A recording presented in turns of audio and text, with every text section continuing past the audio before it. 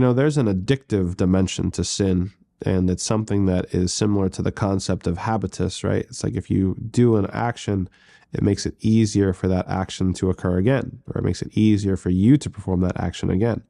And so it takes, the inertia of the thing is that it's going to keep on going unless you insert some sort of, energy to overcome that inertia and then stop it or reverse it.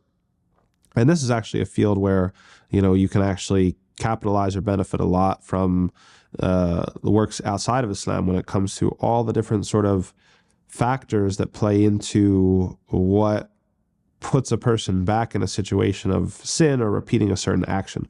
Let's just take an alcoholic, for example, like somebody, they're trying to get clean, they're trying to stop drinking. Well, everybody knows that there's certain triggers, there's certain situations, there's certain sort of, even people that bring that person back to a situation where they want to do that thing again, right? Whether it's, like when they're sad or something happens or a certain time of day or going to a bar or after a meal or whatever it is, like the person has triggers.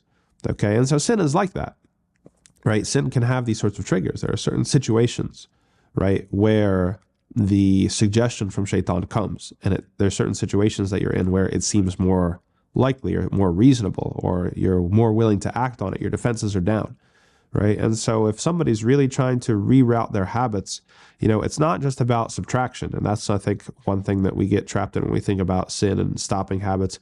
We need displacement. Okay, you have to displace that habit with something else, with another habit.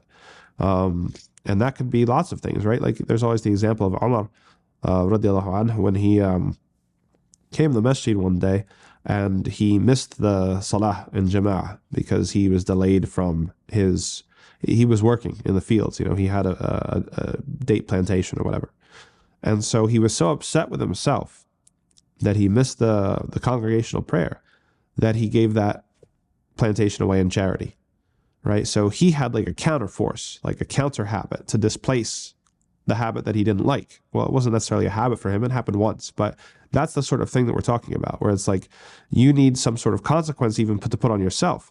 Okay, if you get angry with your spouse and you start to like say not nice things, okay, maybe you have to give a certain amount in charity every single time.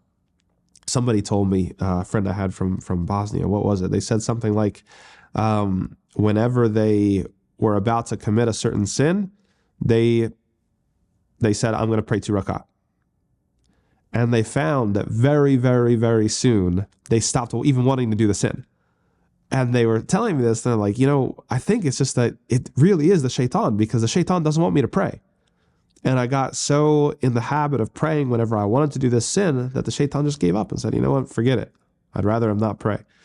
So those are the sorts of things we're talking about. So if you want to break your habits, it's not just subtraction. You have to displace it with something else, with something new entirely.